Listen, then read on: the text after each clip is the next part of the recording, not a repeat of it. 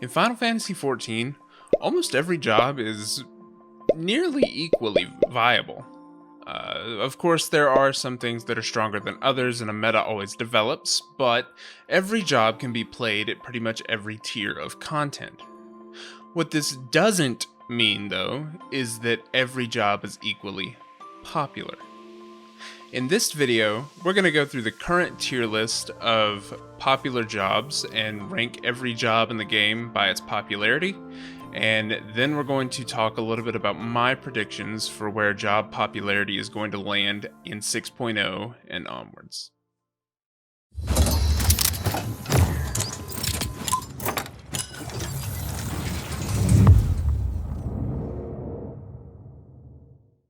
Okay, so to start off, the way that I kind of pulled the data together for this video was by using FFLogs and pulling the numbers for what jobs were played at not quite the highest tier. We're not talking ultimates here. We're going to be going off of the numbers for Savage. So I took the percentage that each job is played in each Eden 9 Savage, 10 Savage, 11 Savage, and 12 Savage, and then I averaged them together for each job and to get the current popularity and kind of broke it down into the tier list from there. So, as you can see, in the S tier, we currently have Gunbreaker, Astrologian, Samurai, and Dancer. This is pretty expected. You see these in almost every raid group. Gunbreaker it's a really attractive tank for people to play because of the DPS-like playstyle. Astro is very flexible with the two stances and brings a lot to the party in terms of raid buffs. Samurai is just simply the highest DPS class in the game. You can't replace a good Samurai if you're talking about speed. And then Dancer, which I was kind of surprised at the numbers here. So the other ones were all pretty high, with Gunbreaker being picked an average of 45% of the time.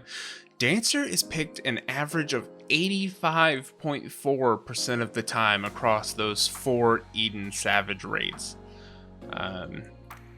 So I understand why the job is easy to pick up. It brings a lot of utility to the table. There are a lot of damage buffs there. There's some healing. There's shield samba with the mitigation. Dancer brings a little bit of everything. Its personal DPS is, of course, lower, but when you're talking about the amount of utility that it brings to the party, there's just no other job in the game that compares. Past there, we have Scholar, Ninja, and all 3 casters pretty neck and neck. Scholar is picked 40% of the time, Ninja 31%, and then all the casters are between 30 and 37%. So they were all pretty close, with Black Mage just barely edging out the other 2. This makes sense to me. Scholar is picked a lot, specifically with Astro, because of the high DPS, the chain stratagem, and being able to heal passively through the fairy, allowing you to just as a party bring more DPS to the table than you could with a white mage. Ninja, of course, has trick attack, and then all 3 casters have solid DPS, whereas Black Mage, of course, is the samurai of casters with the most DPS there. Summoner is the least picked of the 3, but kind of expected considering it's been in a weird spot for a while and has a major rework incoming.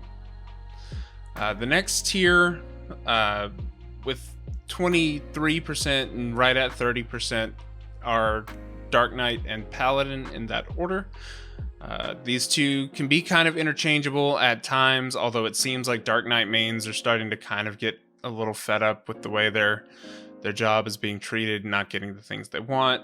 But we'll talk about that more in a minute.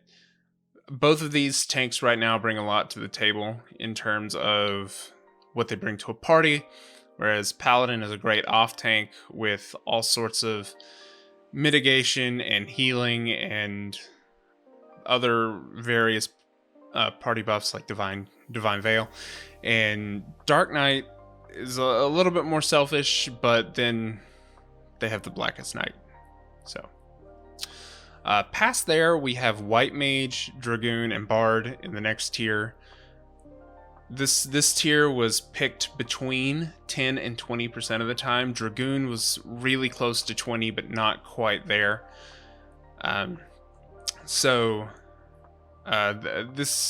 These jobs are all in kind of a wonky spot right now. Dragoon is fine. It's just either its personal DPS is lower, or it doesn't bring the amount of utility as Ninja, or its DPS is lower than Samurai.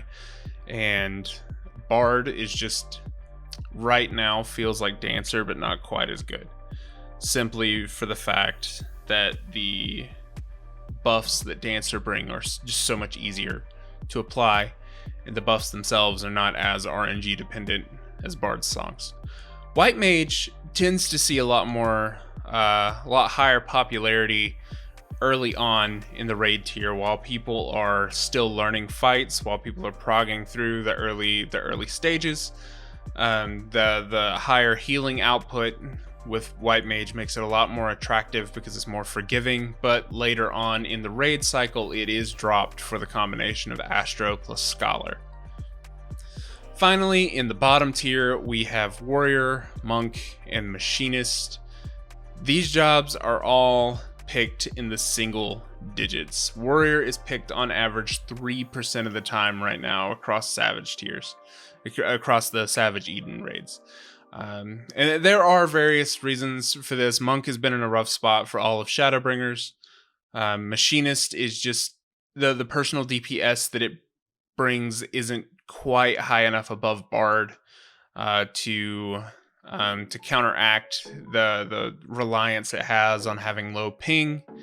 And Warrior is largely due to the fact that you have to meld an entirely different set of gear for late game raiding on Warrior, due to its having built-in crits and direct hits and all that stuff. So Warrior needs totally separate melds, so it's actually just slightly picked less than Machinist to be the bottom of the barrel here. So that being said, where are these jobs going to go in Endwalker? So of course in 6.0, many jobs are going to be getting new actions, new traits, new abilities.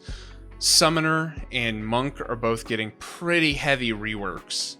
So it's going to be interesting to see where the jobs fall after 6.0 comes out, especially given the two new jobs being introduced, Reaper and Sage, and with some of the more controversial changes happening to Dark Knight and Scholar. So, starting with the tanks, I think that Gunbreaker is going to stay where it's at in S tier. It's basically going to keep the same playstyle it has now, but with more engaging DPS like combos, longer DPS rotations. It's getting a third cartridge. Paladin, I think, may rise in popularity a bit. It may even bump up to this A tier. It kind of has a lot going for it, this expansion. It's getting more healing. Healing is getting added on to so many Paladin actions. It's getting more utility. The magic rotation is going to be extended and is going to be a lot more flexible than it's been in the past. Also, it helps that Paladin is the poster job for Endwalker, so just that alone I think is probably going to make a fair number of people pick up the job that haven't. Dark Knight, on the other hand, is not really getting a lot of anything in Endwalker. A lot of people haven't been happy with the way Dark Knight's been handled pretty much since Stormblood, and that was no exception with Shadowbringers. Really, all Dark Knight is getting in 6.0 are some quality of life changes, like Salted Earth no longer having to be ground targeted and being dropped under you instead, the Blackest Night 2 in Oblation, and that's really not even, it doesn't do nearly as much as the similar abilities the other tanks are getting. So I think that Dark Knight is either going to stay neutral, or it may even drop down into the C tier. Warrior is getting a lot of really good things. They're not getting a ton of changes, but the changes they are getting are all very positive. In addition to more healing and self-mitigation, Warrior is going to be getting some stacks on inner release and an extra stack on onslaught. There's some more off-global cooldown abilities. And overall, I really think that Warrior, it's probably going to stay about where it is just because of the melding thing, because as far as I know, there's nothing being done about that come Endwalker. But it's probably going to stay here in D, or it may bump up to like C.5 due to some Dark Knight refugees, but I really think Warrior's probably just going to stay at the bottom. So, moving on to healers. This is one where it gets kind of interesting because we have a new job in the role being introduced.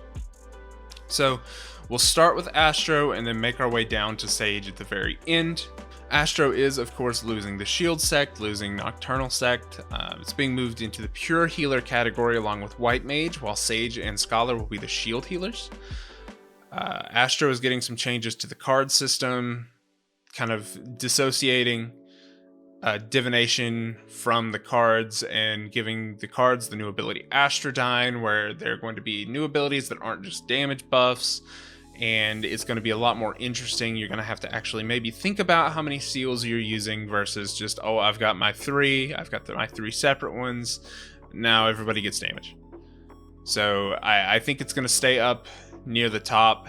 If anything, it may drop down early due to Sage and due to a lot of people picking up Sage. But I still think it's going to be in this S tier. For people for rating. It's still going to be a priority pick. Scholar has been pretty controversial since the changes to it were announced. It's not really getting a whole lot in terms of new actions, new traits, and people were kind of disappointed with it. It does still have the big shields. It has the new ability, I can't remember the name, but it gives a group sprint to people in combat. Given how much Final Fantasy XIV relies on movement for mechanics, that's going to be huge. Really, other than that, though, there wasn't a lot. Some minor changes to the fairy and the fairy gauge, but nothing super exciting. I think Scholar is probably going to have a dedicated fan base that continues to play it, but from what we've seen so far, it looks like possibly Sage is eventually going to overshadow it as people get into endgame. So I think for now, I'm going to move Scholar down to B tier. White Mage, again, typically used more early on in the raid cycles as people are learning, because it's a lot more forgiving when you have to catch up on healing than the other healers are. It's got a new large AoE heal in Lilybell, where it's delayed for a few turns and then it pulses healing. And I think that might be good for raids for certain mechanics. But I think ultimately, just due to the playstyle and the utility that the other healers are bringing, it'll go up early and then come back down later on in the raid cycle and stay about where it's at. Sage is going to be interesting. From what we've seen, it's bringing a lot of new things to the healer role, such as placing a barrier or a buff on an ally and then continuing to DPS, and while your DPS spells on an enemy heal the ally with the buff. I think that alone is going to make Sage very popular later on in raiding. I think that this is probably going to become the priority shield healer, and it's probably going to be in the A tier at the very least, if not S tier, depending on potencies and kind of how it fits in with the other jobs. We'll drop in an A tier for now to be safe, but I think that simply just being able to buff somebody and then keep DPSing and they just keep getting healed while you DPS, the amount of damage you can bring just from that is probably going to be huge for popping Sage up near the top of the popularity charts. So now on to melee DPS. This is the role that I personally have the least experience in, but I will do my best to not get a whole lot of things wrong here. So, Samurai. Samurai is going to stay exactly where it's at. It is not moving from that S tier. Samurai is getting some charges added to a couple of abilities. It's getting some more flashy, high potency actions to go along with it. It's not moving. It's staying up there. It's going to continue to top the DPS charts unless they have absolutely destroyed the potencies on it, in which case it's going to drop all the way down to C or D. But I think as is, it's going to just keep sitting in the S tier.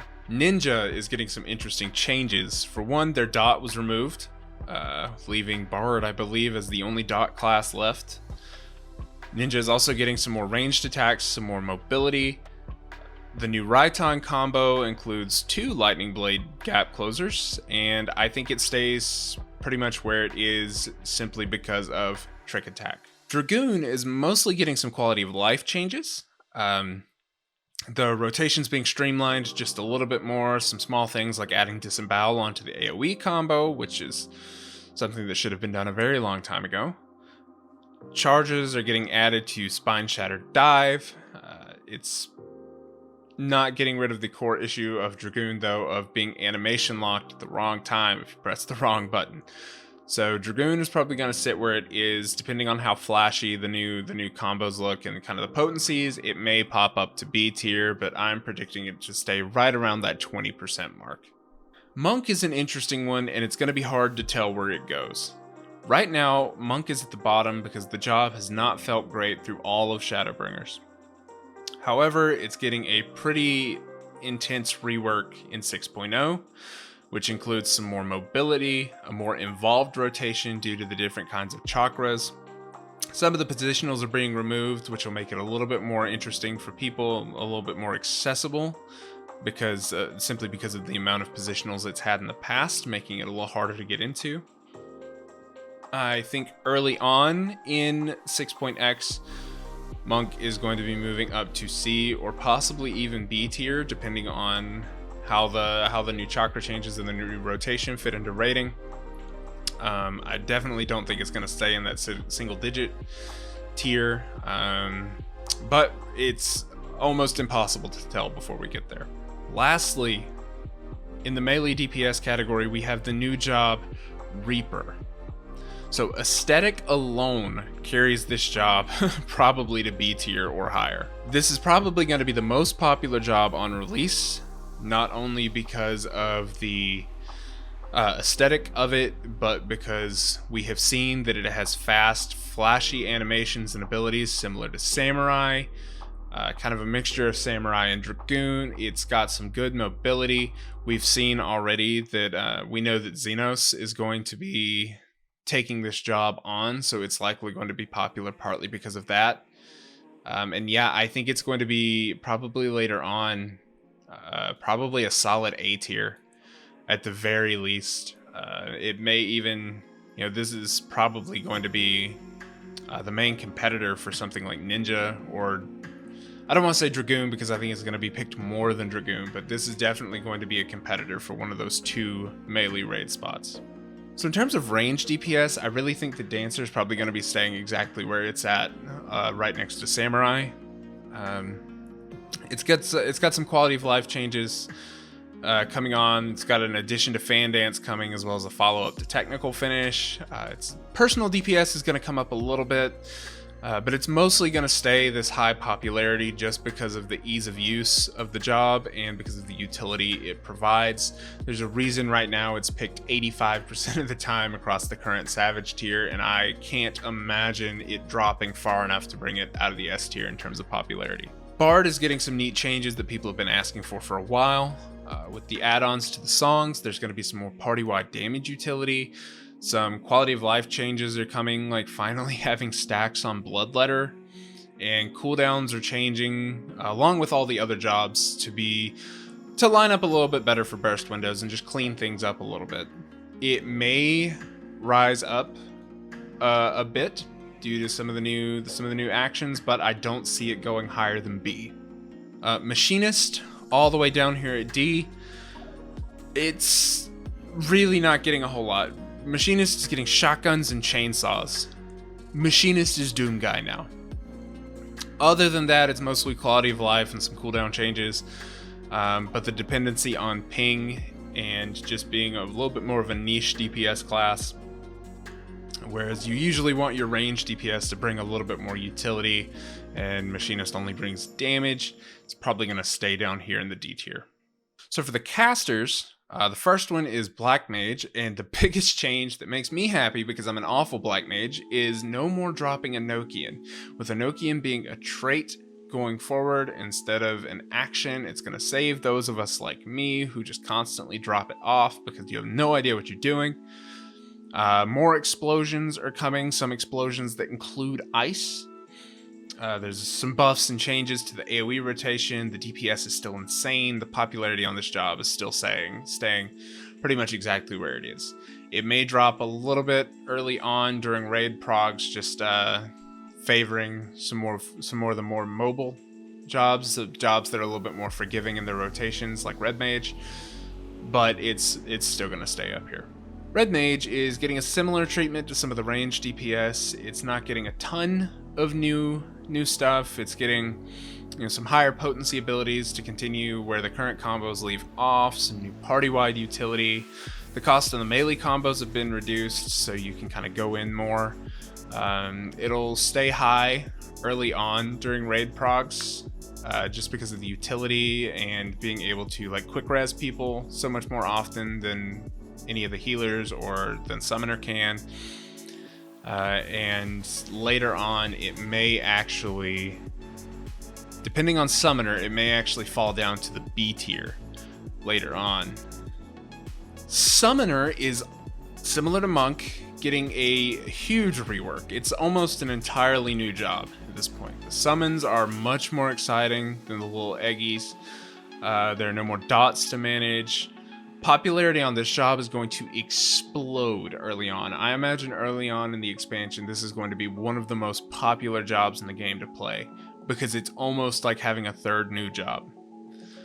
Later on, it's hard to tell, but depending on how the job is doing, it may sit right here in the A class. It may come up a little bit closer to Black Mage. And sadly, that's going to probably be at the expense of Red Mage here in the C tier, or in the B tier. Alright, so that's it. That is all the jobs in Final Fantasy XIV Endwalker, ranked on what I think their popularity is going to be going forward. Do you agree? Do you disagree? Feel free to let me know in the comments. This is based on some very, very bare bones data that we currently have, and then just my opinion of things going forward. I can be completely wrong.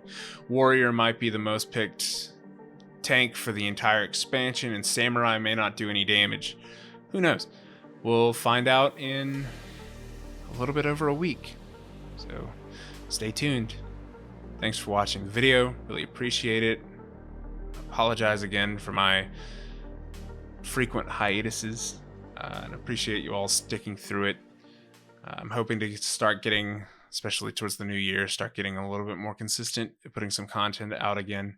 So thanks for watching, like and subscribe if you enjoyed the video, and I'll see you in the next one.